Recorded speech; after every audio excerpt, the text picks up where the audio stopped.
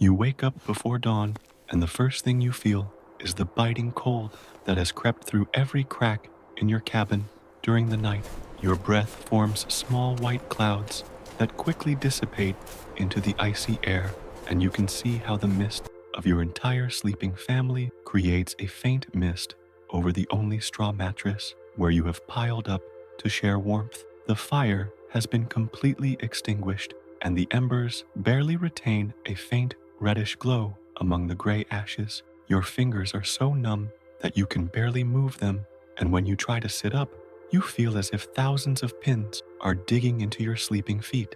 The inner walls of the cabin have a thin layer of frost that glows faintly in the little light that filters through the glassless window, barely covered by a piece of thick cloth. The sound of the wind outside is constant and threatening, like a hungry beast scratching at the walls, looking for an entrance. You get up carefully so as not to wake up your wife and 3 children, who sleep squeezed against you like puppies looking for warmth. The rammed earth floor is so cold that you feel like you're walking on ice, even through the cracked leather boots you haven't taken off in days. Each step produces a soft crunch of straw scattered on the ground, and you can hear the wind whistle through the cracks in the poorly fitted wooden wall. Your stomach growls with a hunger that has become constant during these winter weeks, but you know that first you must get the fire to burn again, or you will all die of cold before the sun rises. You fumble in the dark for the remains of dry firewood you keep near the hearth, feeling how your trembling hands can barely grasp the pieces of wood. Desperation comes over you when you realize that there are very few dry pieces left, and each one must be used with extreme caution. You find a few bits of dried bark and a handful of straw that you've been saving as treasure for times like this. Your fingers are so stiff from the cold that you have a hard time manipulating the flint and link, and every spark you manage to create seems to die before it touches the tinder. The metal is so icy, it hurts to touch, but you insist again and again, blowing gently on each little spark in the hope that it will catch on. Finally, after what seems like an eternity, a small orange flame begins to dance on the dry straw. The relief you feel is so intense that you almost cry, and you protect that precious flame with your cupped hands while carefully adding more combustible material. The heat begins to radiate slowly, and for the first time in hours, you feel your cheeks begin to thaw. Every move must be calculated and precise, because one mistake could extinguish this vital flame and doom your entire family. As the fire grows, you can hear your children begin to fidgety under the rough wool blankets and patched coats you use as extra blankets. Your wife coughs softly, that dry sound that she has developed over the last few weeks, and that worries you more and more every day.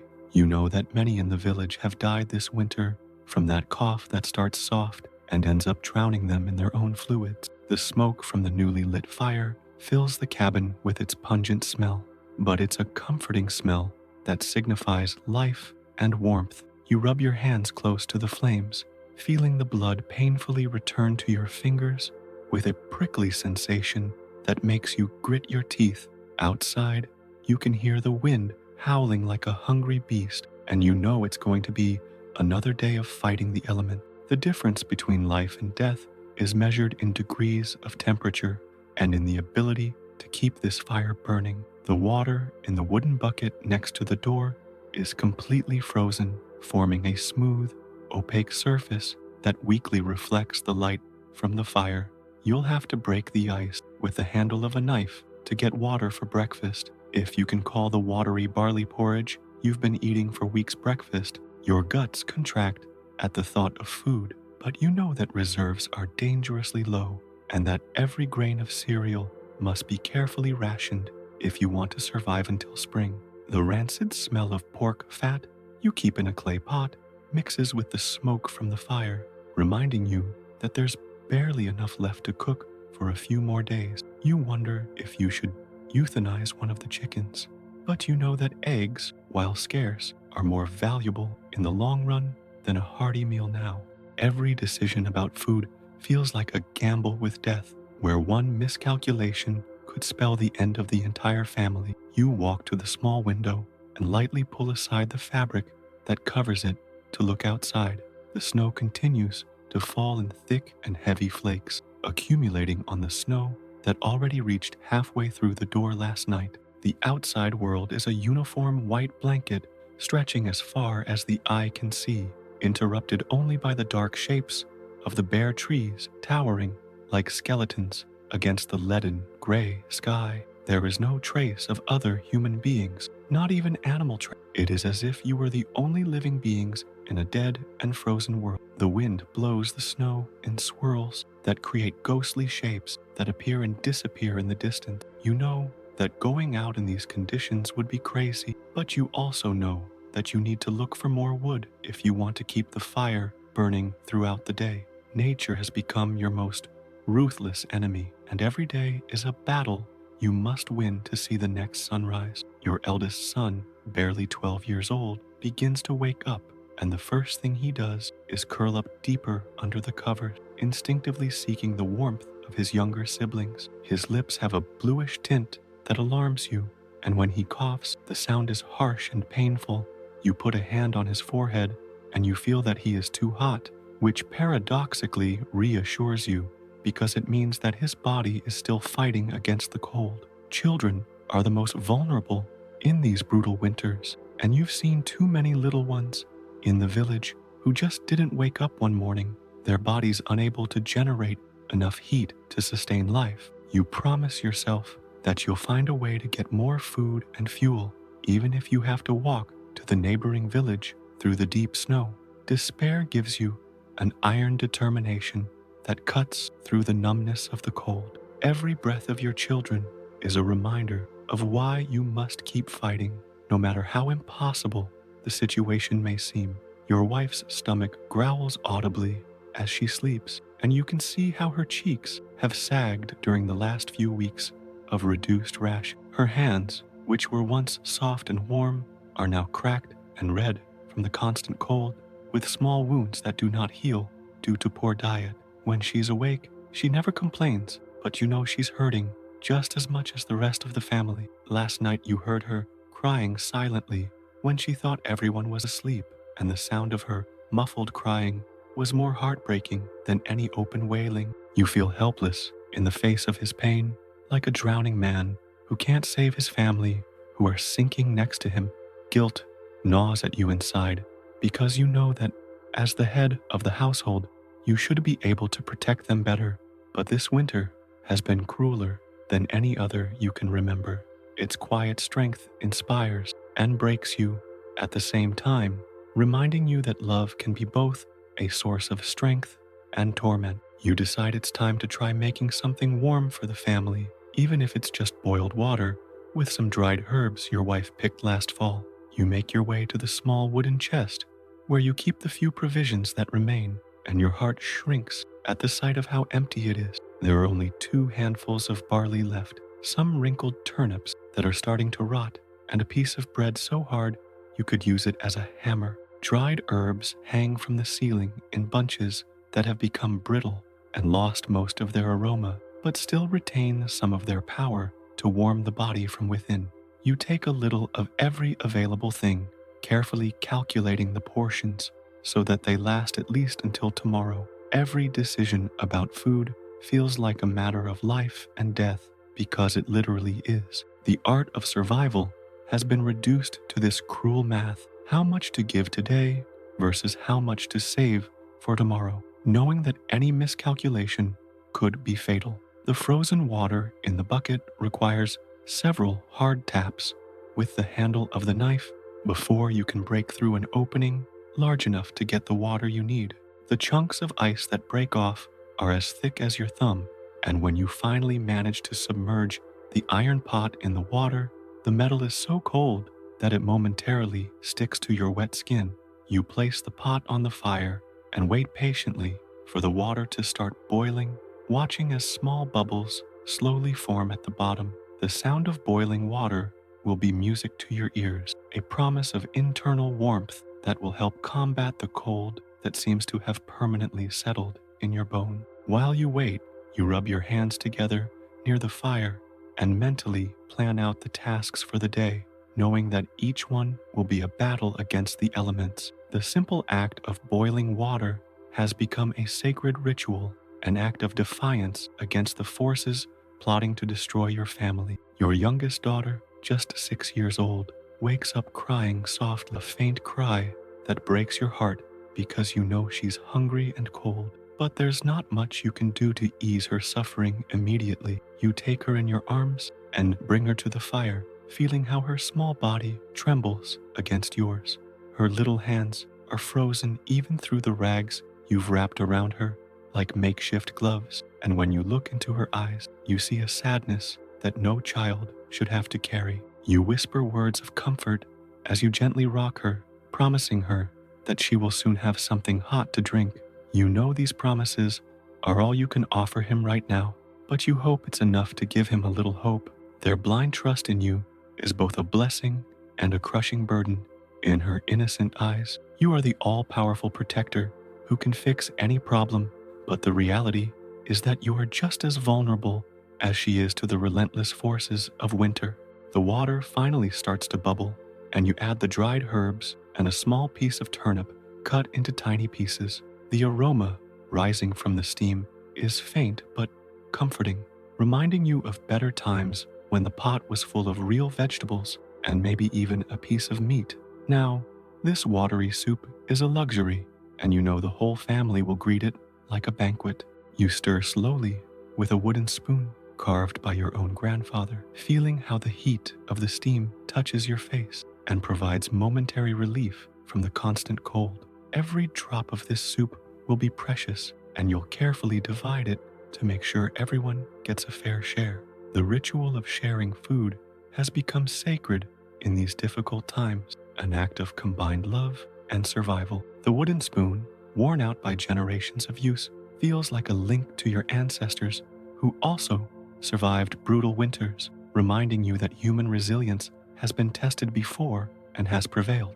As the soup cooks, your wife finally wakes up, and the first thing she does is stare up at the fire with relief evident in her tired eyes. She doesn't say anything, but her weak smile tells you everything you need to know. She's grateful that you managed to light the fire again and that everyone survived another night. She sits up slowly, wrapped in all the blankets she can gather, and approaches the fire with stiff movements that reveal how much her joints hurt from the cold. His first words of the day are a question about children, because even in his own suffering, his primary concern is always the well-being of the family. Together, you begin the morning ritual of gently waking up the other two children, rubbing their numb limbs and whispering words of encouragement to help them face another day of survival. The silent coordination between the two of you speaks to years of marriage and the deep understanding that comes when two people face extreme adversity together. The smoke from the fire has filled the cabin with a gray haze that makes everyone cough occasionally, but no one complains because warmth is more important than clean air. Your eyes water slightly from the smoke, but you've learned to ignore irritation because it's a small price to pay for not freezing to death. The wood you're burning is wet and produces more smoke than it should, but it's all you have available without venturing outside in the storm. Every piece of wood you add to the fire is a calculated decision.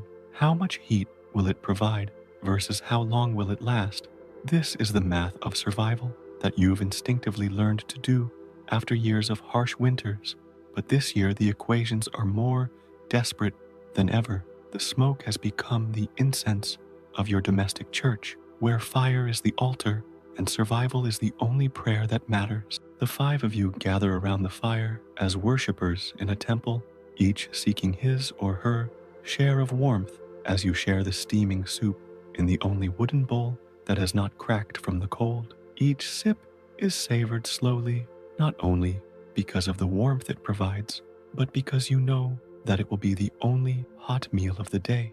The liquid runs down your throat like a blessing, warming your chest from the inside and providing a sense of well-being that is almost euphoric after hours of biting cold. You watch your children drink with their eyes closed, fully focused on the feeling of the heat, and you realize that these simple moments have become the highlights of your days. Gratitude for this modest meal runs deeper than any gratitude you've ever felt for feasting in times of plenty.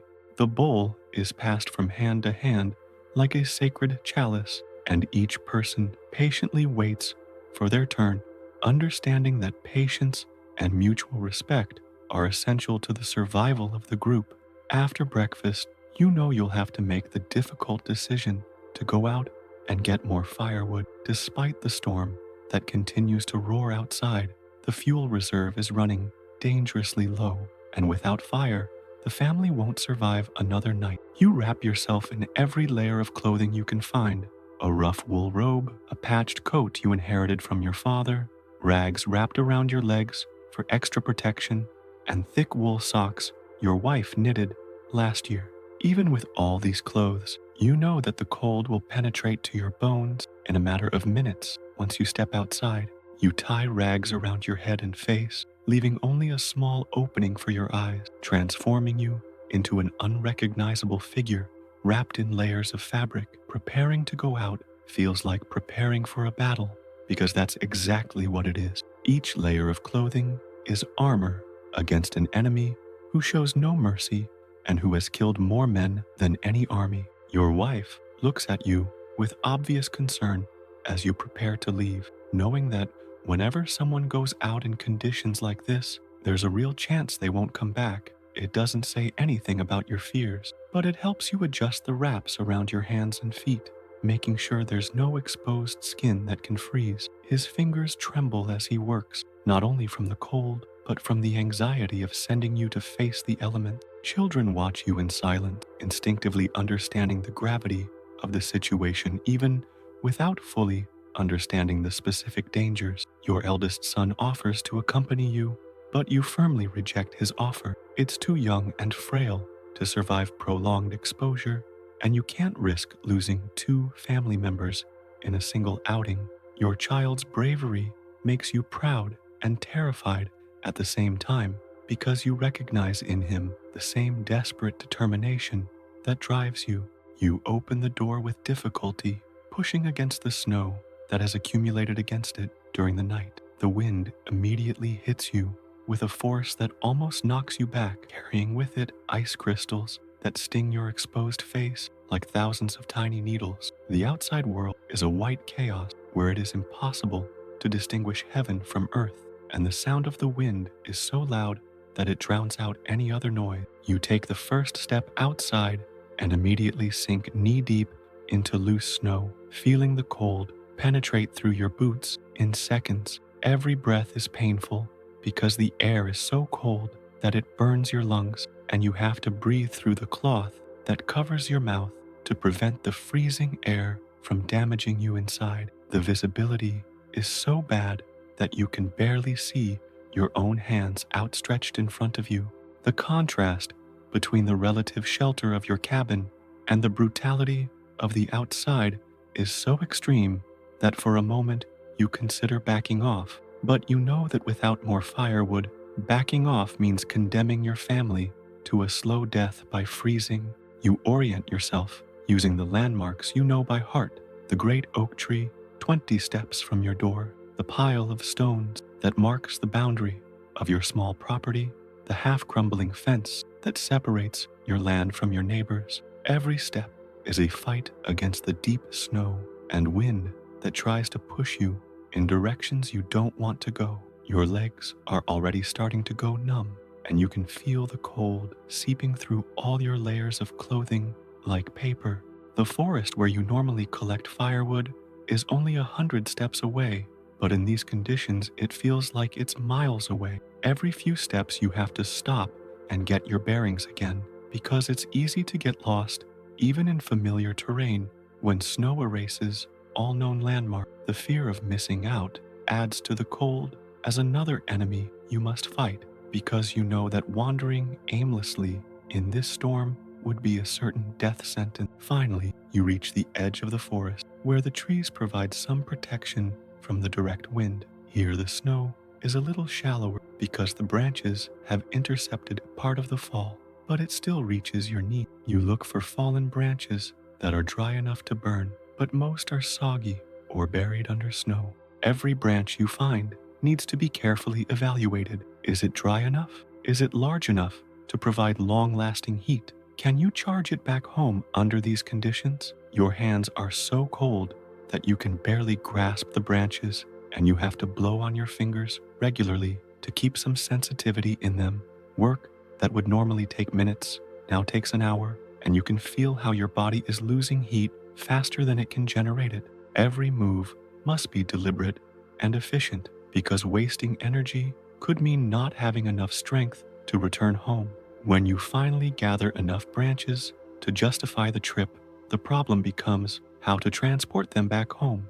Your arms are so numb that you can barely hold the bundle of firewood, and each step back is harder than the last one because you're now carrying extra weight as you fight the deep snow. The wind seems to have increased in intensity, as if nature is determined to prevent you from returning home with your precious load of fuel. Several times you stumble and fall, sinking your knees into the snow and feeling the moisture seep through your clothes. Every fall costs you valuable energy that you can't afford to lose, but you have no choice but to get up and keep going. The distance back seems to have multiplied, and you start to wonder if you're really going in the right direction or if the wind and snow have completely disoriented you.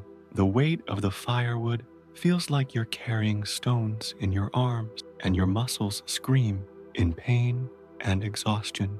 The relief you feel when you finally see the blurry shape of your cabin through the storm is so intense it almost brings you to tears. Your tears would immediately freeze on your cheeks if you dropped them, so you blink furiously to keep them contained. The last steps to the door are the most difficult because your body knows that it is close to safety and wants to collapse prematurely. You shoulder the door because your hands are too busy holding the firewood and too numb to manipulate the latch. When your wife opens the door, the contrast between the relative heat inside and the brutal cold outside is so extreme that you feel like you've been beaten. You stagger inward, dropping the wood near the fire, and you stand there shaking violently as your body tries to readjust to the temperature inside. The sound of the door closing behind you is like the closing of a tomb that keeps death out, at least for now. Your family gathers around you with obvious concern, helping you remove the outer layers of clothing that are soaked and partially frozen. Your fingers are so stiff that you can't untie the knots in the rags that wrap around your hands, and your wife has to carefully cut them with a knife. When you finally release your hands, they're a waxy white color that alarms you, and when you try to move your fingers, the pain is so intense that you have to grit your teeth to keep from screaming. Your wife immediately begins rubbing your hands with hers, trying to restore circulation, while your children take turns warming your feet near the fire. The thawing process is agonizing, with waves of stabbing pain sweeping up your arms and legs as blood slowly returns to your numb extremities. It's as if thousands of pins are stuck in your flesh simultaneously, but you know that this pain is a good sign because it means that you haven't permanently lost sensation. You spend the next hour sitting as close to the fire as possible, carefully adding the wet branches you brought back from the forest. The wood hisses and produces a lot of smoke at first, but gradually begins to burn harder, providing desperately needed heat. Your wet clothes create steam when they dry near the fire, filling the cabin with the smell of wet wool and sweat. It's an unpleasant smell, but it's the smell of survival, and you've come to associate it with safety and warmth. As you recover from the trip abroad, you observe your family and realize how much they have changed during this brutal winter. You've all lost weight, your faces are more angular, and your eyes are more sunken. But there is also a resilience in you that did not exist before, a determination forged by adversity that has made you stronger as a family unit. Each member has found their role in this fight for survival, from the youngest to the oldest. The rest of the day is spent in a survival routine, that has become as familiar as breathing. Your wife is working on mending a robe that is torn, using thread that has frayed from other garments that can no longer be repaired. Your fingers move skillfully despite the cold, creating small, precise stitches that will hold the garment together for a few more weeks. Your kids take turns keeping the fire fed, a responsibility they've learned to take very seriously. The eldest carves small wooden objects with a dull knife, creating simple toys for his younger siblings or useful utensils for the house. Not only do these activities keep your hands busy, but they also provide a sense of purpose and normalcy amid the chaos of winter.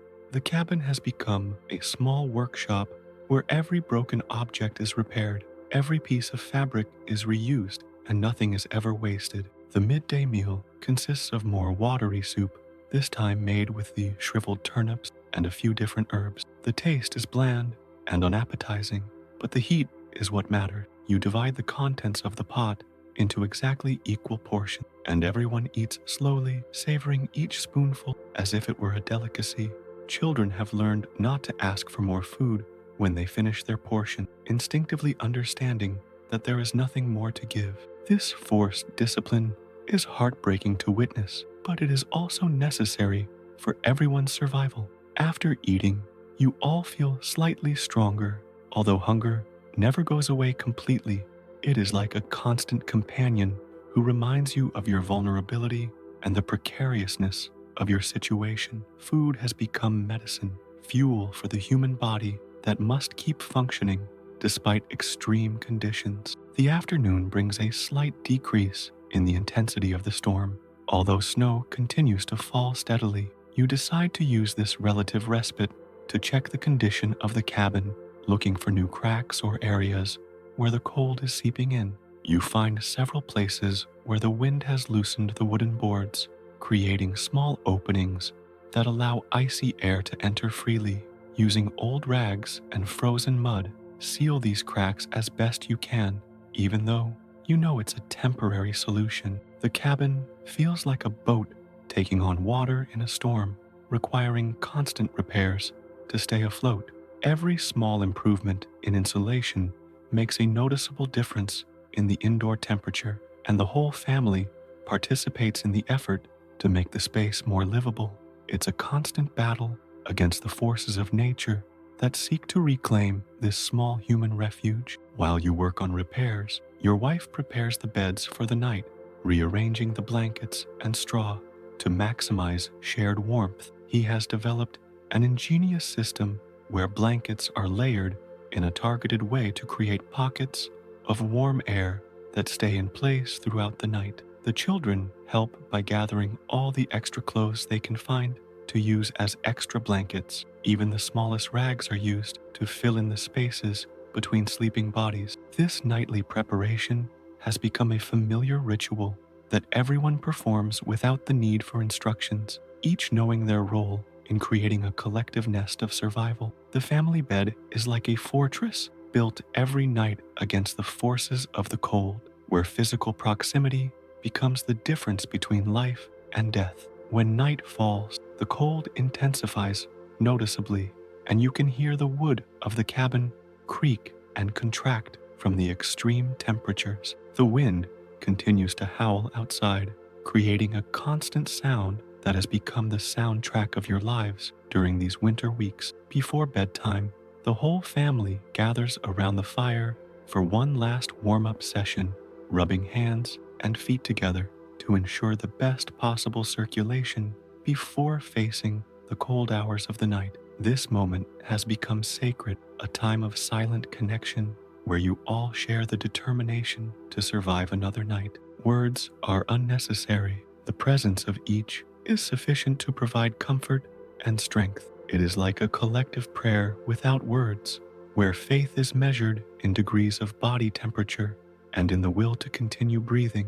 You go to bed that night knowing that tomorrow will bring the same challenges, waking up in the cold, struggling to light the fire, searching for food and fuel, repairing what winter has damaged. But you also know that every day you survive brings you one step closer to spring, even if that season seems impossibly distant from the perspective of this moment frozen in time. As you settle among the warm bodies of your family, you feel a strange mixture of despair and hope. The despair comes from the immediate reality of your circumstances, the constant hunger, the biting cold, the uncertainty about whether the provisions will last until the warmer weather arrives. But hope comes from something deeper, the resilience you have shown, the love that holds you together, and the unwavering faith that this winter, like all before it, will eventually come to an end. The dream comes slowly, interrupted by the cold that seeps through the blankets and the sounds of the storm that continues outside. But even in sleep, part of your mind remains alert, monitoring the state of the fire, listening to your family's breathing sounds, preparing to wake up if something goes wrong during the night. This constant vigilance has become second nature, a survival instinct that never completely shuts down. You know that tomorrow you will wake up and the cycle will begin again. The cold, the struggle for heat, the search for food, the constant battle against the elements. But you also know that you will face it with the same determination that you have shown every day of this brutal winter, because you have no choice and because your family depends on you. Sleep becomes another battlefield where even rest must be guarded and protected. In the moments just before you fall asleep, you allow your mind to wander to thoughts of spring, the sound of water rushing as the snow melts, the first green bud appearing in the fields, the warmth of the sun on your face after months of gray skies. These thoughts are both a blessing and a torture because they provide hope, but also highlight how far you are from that reality. There are still weeks, perhaps months, left in this unforgiving winter, and each day will be a test of your collective resilience. But for now, in this time of relative warmth surrounded by your family, you can allow yourself to dream of better times and find the strength to face whatever comes tomorrow. Dreams have become the only luxury you can afford, the only escape from the brutal reality that surrounds you. The evening hours pass slowly, punctuated by the constant sound of the wind and the occasional creaking of a wood contracting from the cold. You wake up several times to add fuel to the fire, a nightly ritual you've perfected to minimize body heat loss. Every time you wake up, the cold hits you like a slap in the face, reminding you of the fine line between relative comfort and freezing death. But each time you also return to the warmth of blankets and your family's bodies, renewing your resolve to protect this little haven of warmth amid the icy chaos of the outside world. These nighttime interruptions have become part of the natural rhythm of winter survival. As automatic as breathing, fire has become the heart of your existence, the vital organ that must be kept beating for life to continue.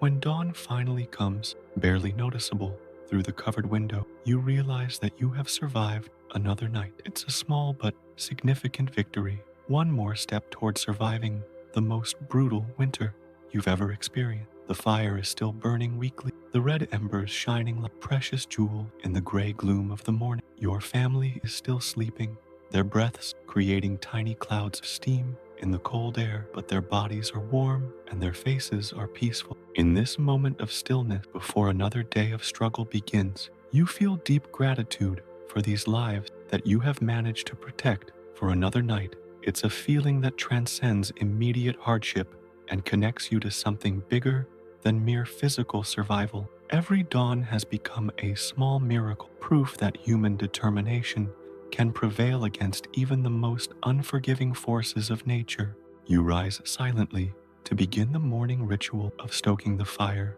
knowing that soon the whole family will wake up and the cycle of survival will begin again. But there's something different about this morning, a subtle quality in the light filtering through the window that you hadn't noticed before. Maybe it's your imagination, or maybe it's the first, barely perceptible hint that the seasons are beginning to change so slowly that it's almost imperceptible, but nonetheless real. This possibility, however remote, fills you with renewed energy as you prepare your family to face another day in their collective fight against the most merciless winter they've ever known. Hope is a dangerous luxury in these circumstances, but it is also the fuel that keeps the human spirit burning when all else fails. The water in the bucket is frozen again, but this time the ice seems slightly less thick than yesterday.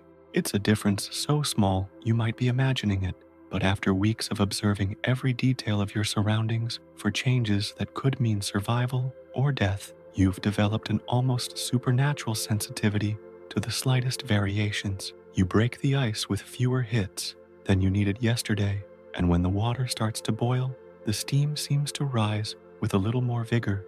These could be signs that the worst of winter is beginning to loosen, or they could simply be the desperate hopes of a man who has struggled too long with the cold. But in any case, you cling to these little observations as if they were promises that spring will eventually come. Survival sometimes depends as much on faith as on practical preparation. As you make another day's watered-down breakfast, you hear a sound you haven't heard in weeks, the distant call of a bird. It's so faint that at first you think you've imagined it, but then you hear it again, a clear musical sound that cuts through the constant howling of the wind. Your heart races with an emotion you dare not name, because you know that birds are the first to detect seasonal changes, the first to feel when nature begins its slow turn towards renewal. You gently wake your wife up and whisper to her about the sound, and together you listen silently until you hear it again. Her eyes fill with tears of relief, and you know that she also understands what this could mean, that you have survived the worst, and that hope, finally, has a real basis rather than just an act of desperate faith. The following days bring subtle but perceptible changes. The snow continues to fall, but the flakes seem less dense, less aggressive in their descent. The wind, while still fierce, occasionally calms down for longer periods, allowing for moments of relative stillness that you haven't experienced in the weeks. During one of these breaths, you venture outside again in search of firewood and notice that the snow beneath your feet has a slightly different texture, less powdery and more compact. These changes are so gradual that they might go unnoticed by someone who hasn't been fighting for their life against the elements for so long. But for you, each variation is significant, a piece of the puzzle that could indicate that winter is beginning to lose its deadly grip on the earth. Your family is also beginning to show signs of renewed hope.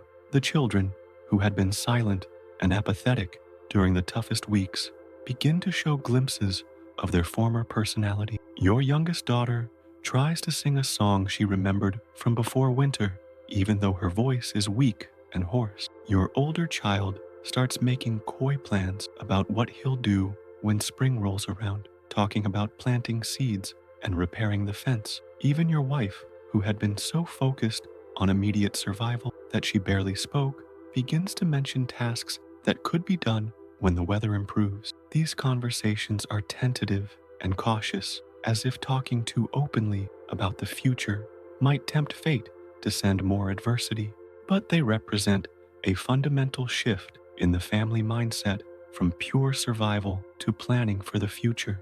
One morning, about a week after hearing the first bird song, you wake up and notice that the light coming through the window has a different quality. It's not brighter necessarily, but there's something about it that suggests the sun, though still hidden behind clouds, is taking a slightly different path across the sky. The days are starting to lengthen, so imperceptibly that it's more of a sensation than a concrete observation, but your body feels it in some primitive, instinctive way.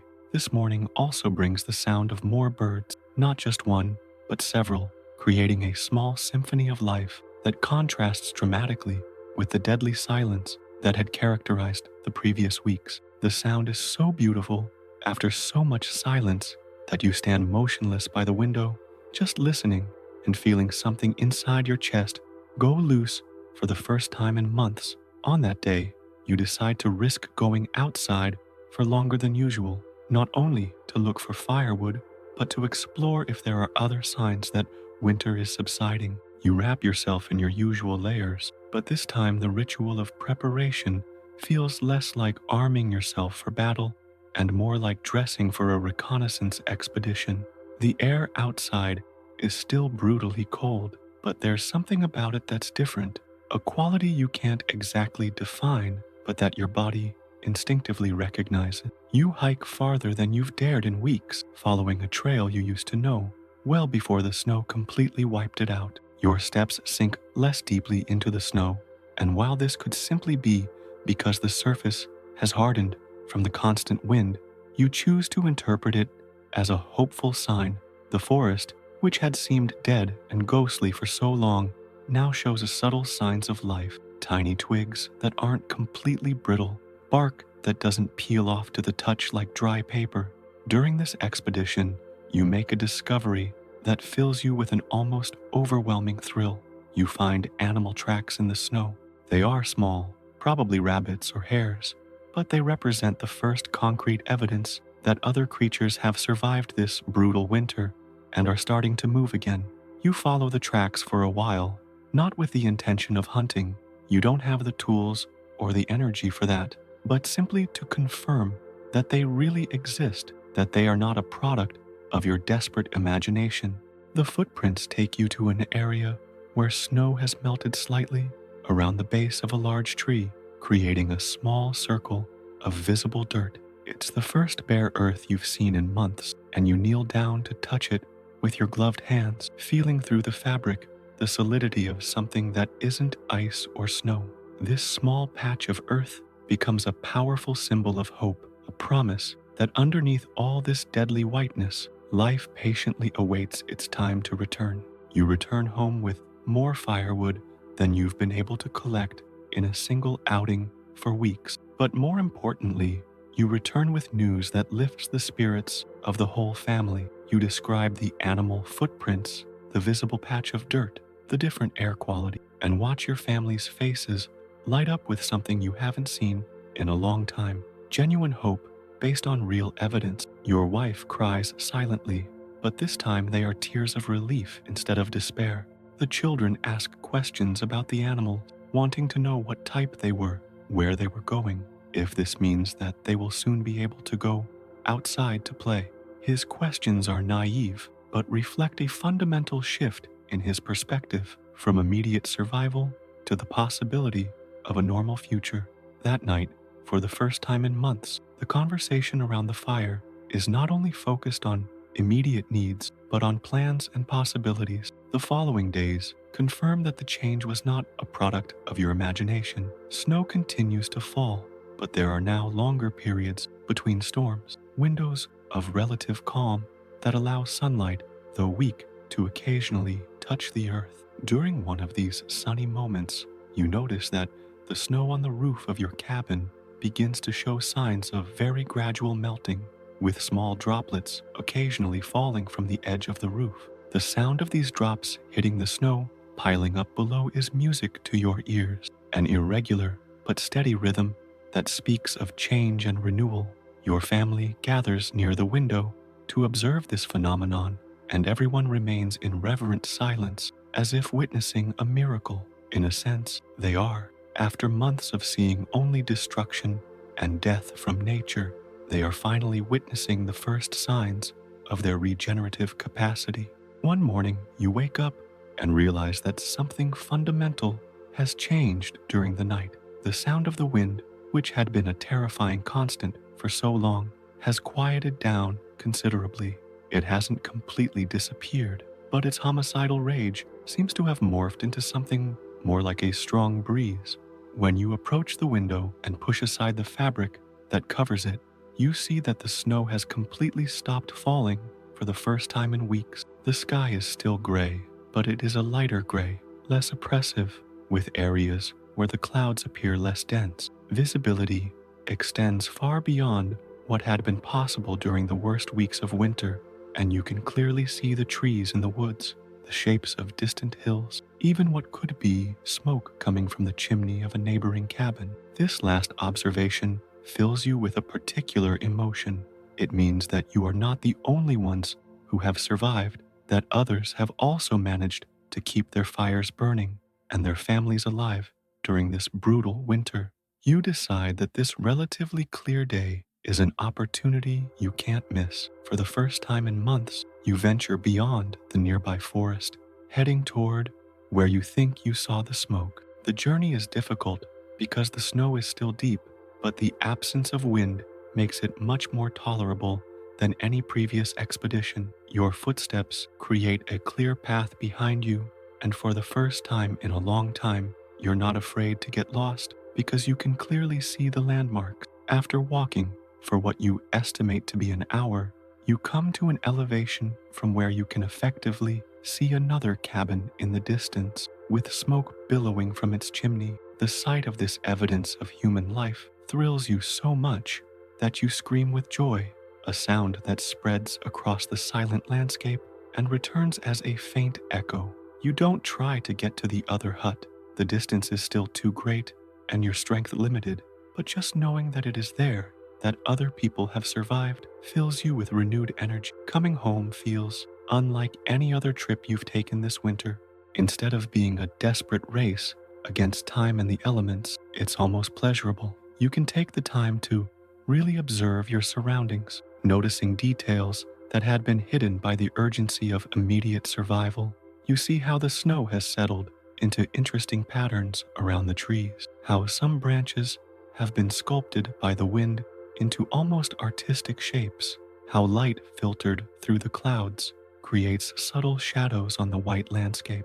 For the first time in months, you can appreciate the beauty of winter instead of seeing it solely as a mortal enemy. This renewed ability to find beauty in your surroundings is a sign that your mind is beginning to heal from the trauma of extreme survival, that you are reclaiming parts of your humanity that had been temporarily suspended by necessity. When you get home and share the news from the other inhabited cabin, your family's reaction is one of jubilation mixed with relief. Your wife immediately begins planning how they might eventually make contact with those neighbors, talking about exchanging news, perhaps trading resources, just having human conversation with people outside of the immediate family. Children are fascinated by the idea that there are other children who could have survived as well, and they begin to imagine games they could play together when the weather permits. These conversations, full of plans and possibilities, mark a psychological turning point for the whole family. They are no longer simply surviving day by day. They are beginning to imagine a future beyond mere survival, a future that includes community, social exchange, and some semblance of normalcy. The days that follow bring more evidence of seasonal change. Roof melt becomes more pronounced during the warmer hours of the day, creating small pools of water that freeze again at night but take a little longer each day to fully solidify.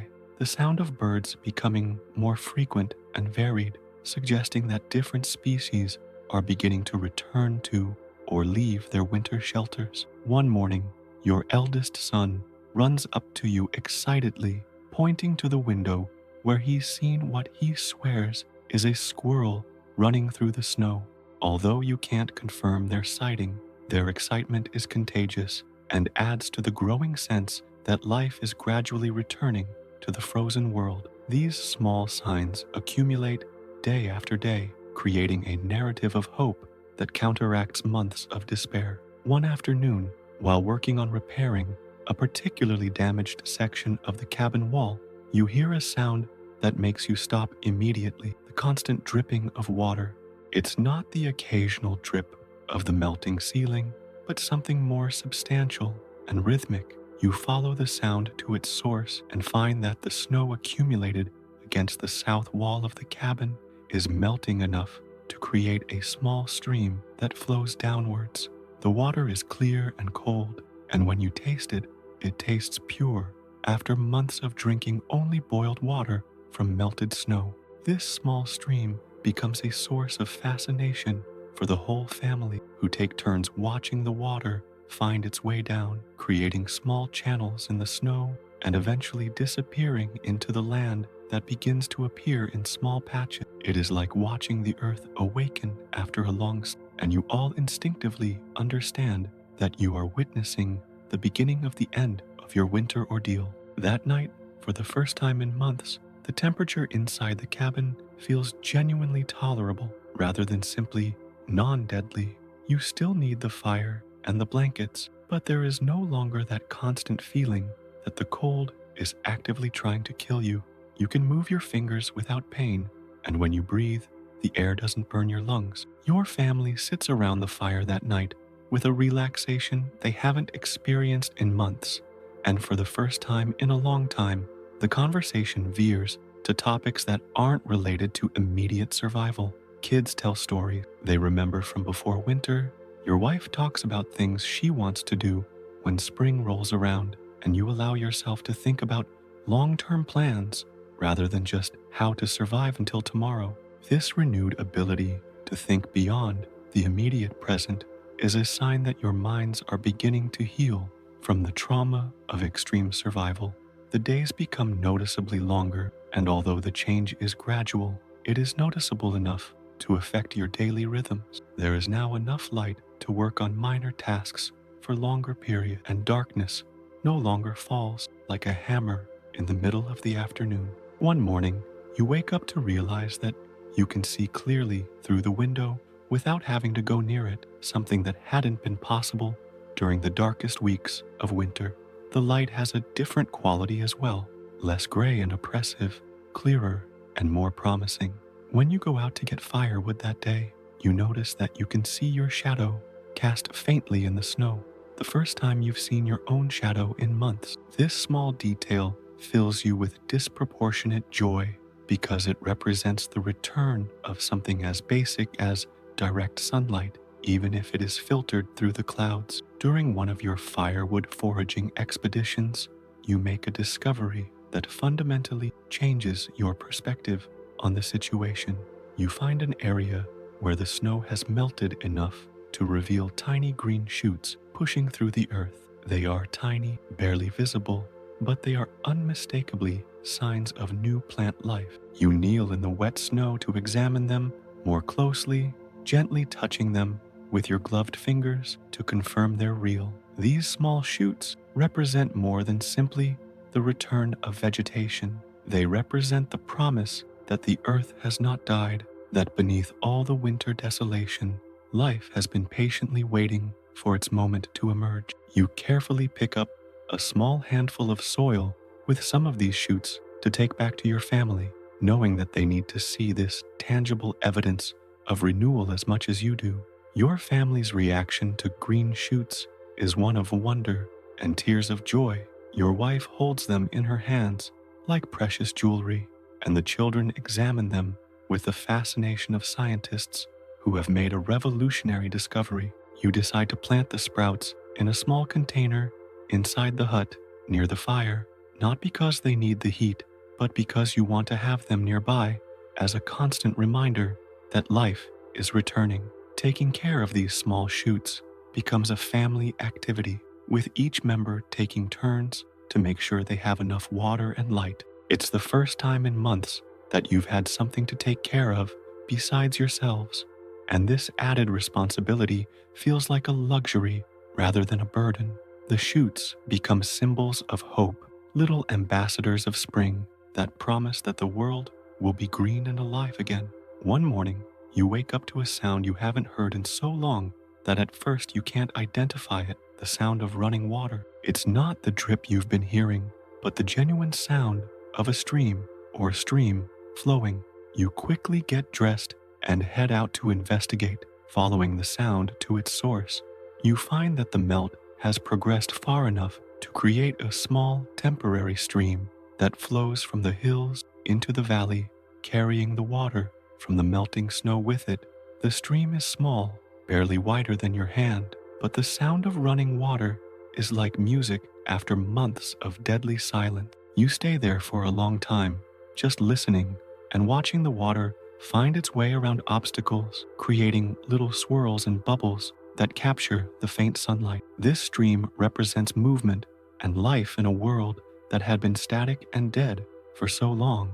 That afternoon, as your family gathers around the fire for the day's meal, you notice that the conversation has fundamentally changed. Instead of talking about immediate survival or even the abstract hope that spring will come, you are now making concrete plans. Your wife talks about what seeds she'll plant when the ground thaws enough, Your oldest son discusses repairs he needs to make to farm tools, and even younger kids contribute ideas on how to improve the cabin for the coming winter.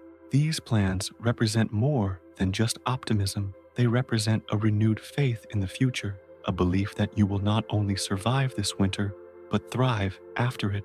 Planning has become an act of resistance against despair, a declaration that human life can prevail against even the most brutal forces of nature. The changes are accelerating now, as if nature has decided that it is time to wake up in earnest from the winter sleep.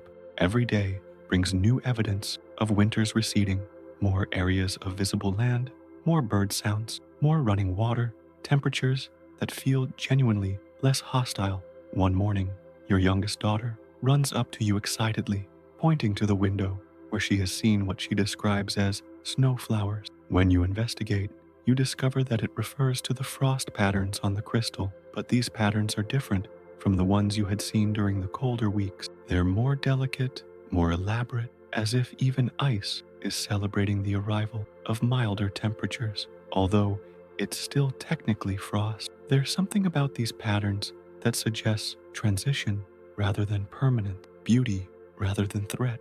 One afternoon, while working outside during a particularly warm period, you hear human voices in the distance. At first, you think it's your imagination, but when you stop and listen carefully, you can clearly make out the sound of people talking, even though you can't understand the words. The sound is coming from the direction where you had seen the other inhabited cabin, and you realize that the conditions have improved enough that the sound can travel through the clearest air.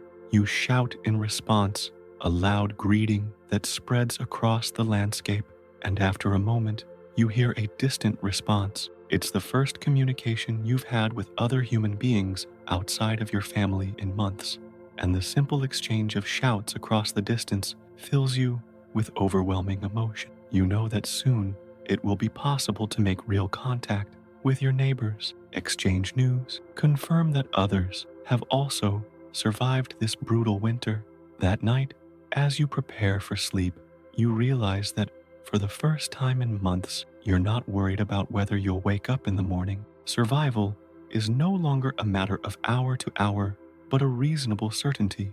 The fire burns steadily and controllably rather than being a desperate fight against extinction. The food supplies, while still scarce, seem enough to last until better times come, and the cabin feels like a home rather than simply a shelter from death. As you snuggle up with your family that night, you feel a peace you haven't experienced in months. It is not the peace of resignation, but the peace of fulfilled hope, the deep satisfaction of having faced the worst that nature could offer and having prevailed. You know that there are still challenges ahead, that the full transition to spring will take time, but you also know that the worst is over and that your family has shown resilience that you didn't even know they possessed.